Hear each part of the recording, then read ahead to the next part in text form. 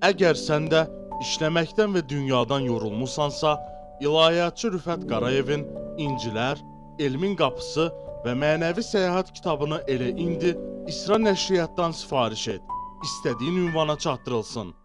Xəyyam İbadov yazır ki, hacı namaz qılarkən azanın bitməyini gözləmək vacibdir, ya azan oxuna namaza başlamaq olar? Əzan çağırışdır. Çağırış olduğu zaman artıq biz o əzan vasitəsilə namazımızın vaxtının daxil olduğunun xəbərdar olur ki, artıq namazımızın vaxtı daxil olubdur. Əzan veriləndə Quran oxusaq belə buyurulur ki, Quranı dayandırıb əzanı dinləyin. Vaxtımız varsa, fürsətimiz varsa əzanı dinləyək, əzan bitsin.